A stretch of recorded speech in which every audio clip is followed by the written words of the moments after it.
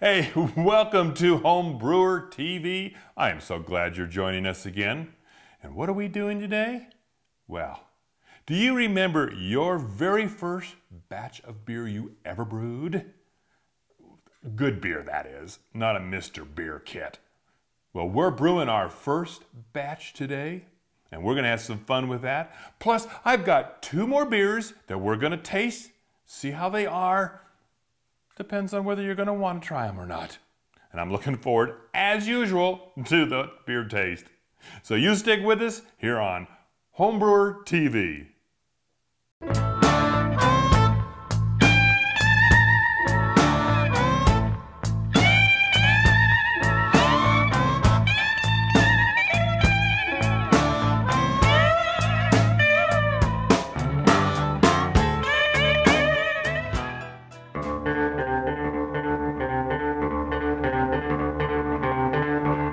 Well, I think we're ready to start our very first brew. I've snuck into the kitchen, don't tell on me, and we've got everything laid out here that we're going to need to do our first brew. This is so exciting. We've got our food grade bucket that we'll use for our fermenter, and the other supplies that we're going to need, including our big pot, which we need to start with some water, so let's get started. All right, so I'm starting out with about 2.5 gallons of water. Now there's a lot of concern about water quality. One of them is city water often has chlorine. Well, if you're going to have a problem with chlorine in your water to make beer, which you don't want that chlorine, buy some bottled water.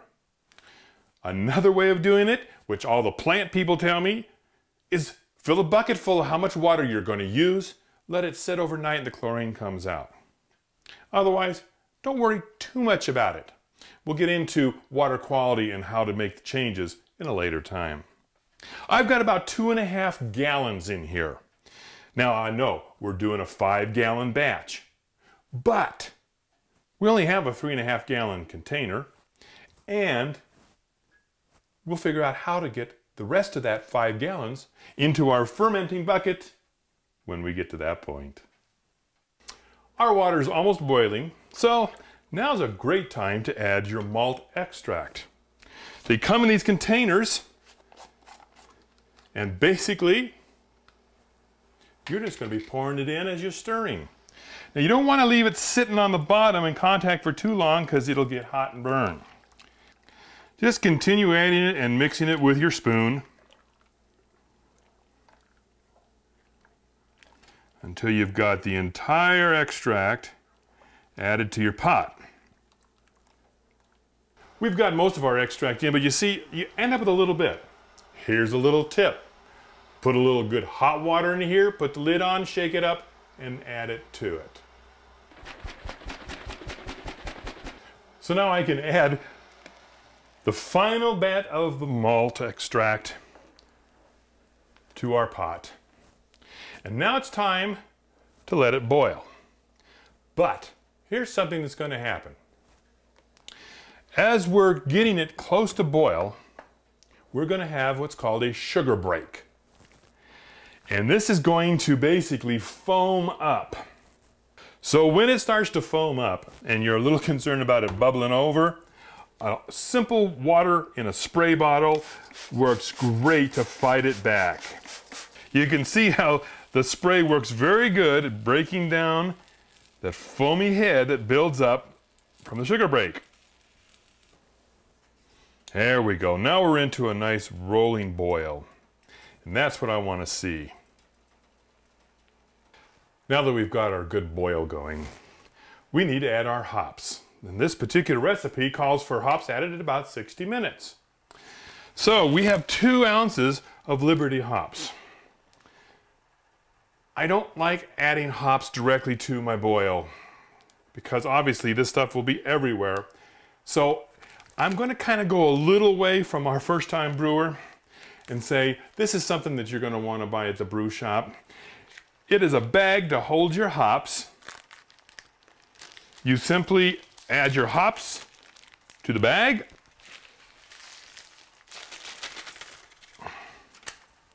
And add your bag to the boil.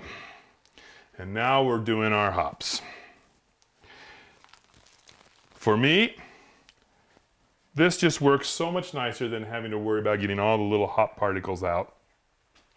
Little clamp holds it on nicely, and now we're going to just let this boil for our hour. One of the most important parts of brewing is sanitation. This is going to become a way of life, is sanitizing everything. There is nothing worse than having some little microorganism get into your freshly brewed beer, and when it gets time that you get to actually taste it, it's ruined. So let's sanitize, and it's an easy thing to do. If you're working with primarily plastic components, basically any component that's not stainless steel, a great sanitizer is good old Clorox, a bleach. You want a bleach that has no odor or additive to it. You want strain boring bleach. Our container here holds about 6.5 gallons. And to that, I'm going to add about 4 cupfuls of bleach.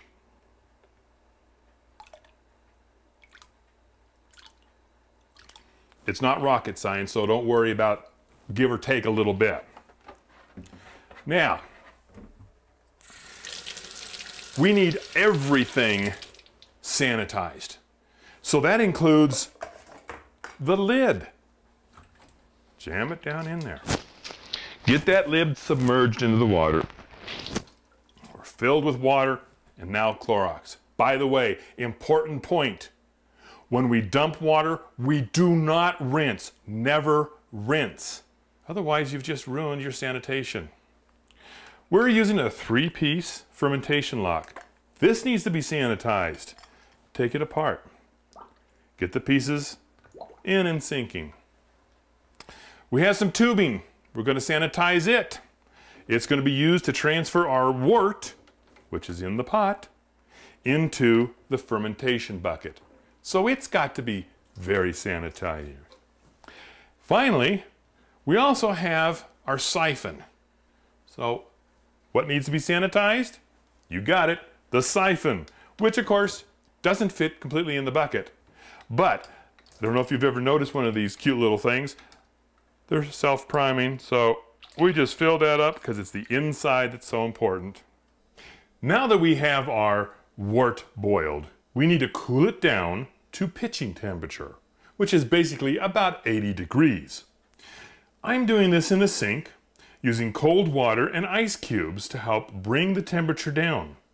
For our first home brew, we're going to be used a Nottingham yeast. This is a dry yeast, so I need to revive the yeast before I pitch it.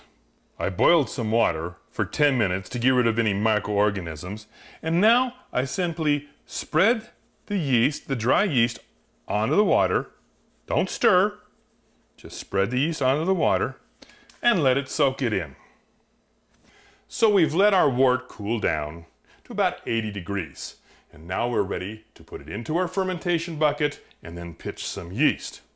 So basically, remove the lid and take our siphon with hose. Place the hose all the way down toward the bottom of the bucket. We get the siphon started, and basically it will siphon itself all the way in to the bucket.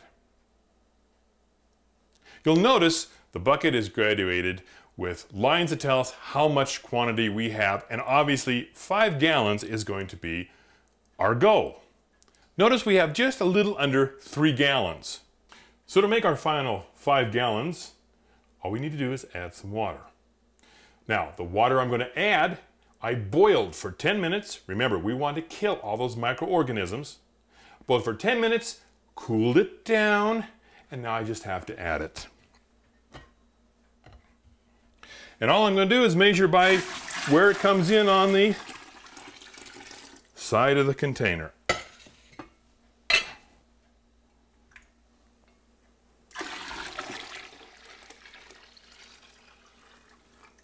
We're pitching our yeast, as they say. Those are going to be some happy yeasts. Add our lid.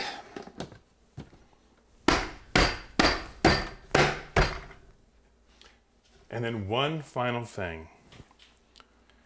We have to get our fermentation lock set up.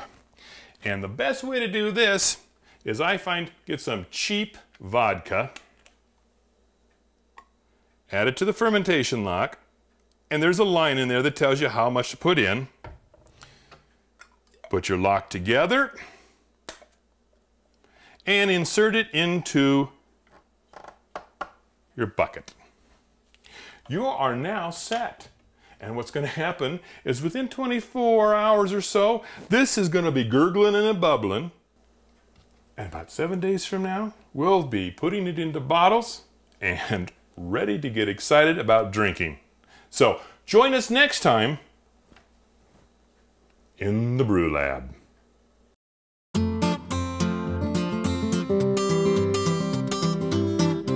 Well, we're here again in the tasting room. I've got 2 more beers for us to try today. And of course, as usual, I'm excited to try any new beer. The first one is from Lagunitas. Now, we tried their IPA and found it to be very delicious. This is their censored one. From what I understand, it has a low IBU, International Bittering Unit, and it has got lots and lots of good malt flavors. So, with further ado, let's try this one out. A little different glasses this week.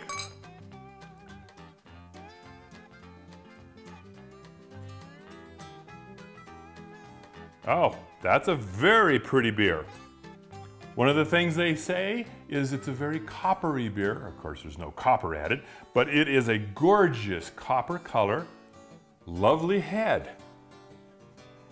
Oh, and you can definitely smell the malts. That is a delicious smelling beer. So, let's give it some ratings.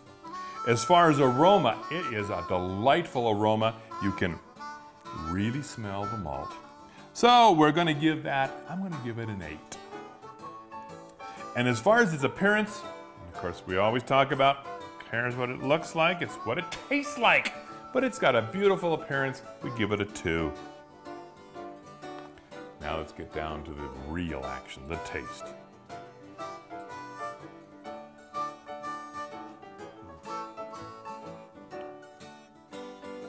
All right, I understand exactly what they're saying. This is a very malty flavored brew. This is delicious. I'm sure they use some crystal malt in this. The hops are not much. They are not overpowering at all. The taste is just delicious. This is a lovely beer.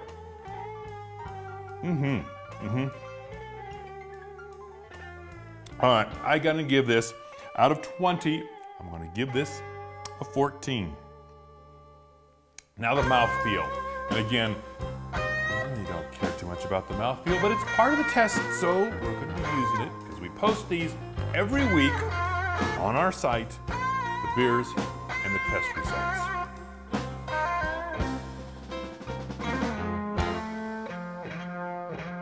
It has a lovely mouthfeel. The carbonation comes out fine. So we're gonna give this a 3. So my overall opinion of this beer is it's delicious. I would drink this on hands down anytime someone brought it to me. So overall, my impression of it, I'm gonna give it a 7. 28, looks like we've got a total score of about 36. It's a delicious beer. Lagunitas. Our next one is Dogfish Head Brewery. This is the raison d'être. I know, them French words, they get to me every time too.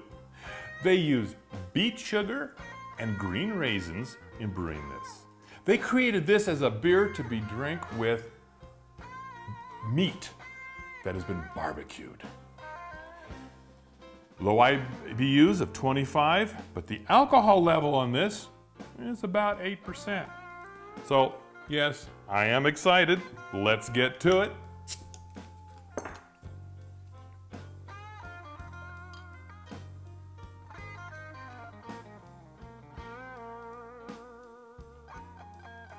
Well, what do you think? A little darker in the comparison of the two. Beautiful head. Okay, smell-wise, I'm not getting much at all. It's, where with this one I could definitely smell the malt. This one I'm not smelling a whole lot. That's disappointing to me. So as far as its aroma is concerned, I'm not as thrilled with it. I'm going to give it a 4. Its appearance, we're going to give it a 2. I think most beers to me are gorgeous, and a 2 is going to be what they get. So how about the taste? And I know you're all excited. So am I. I'm just hoping the taste is a whole lot better than the smell.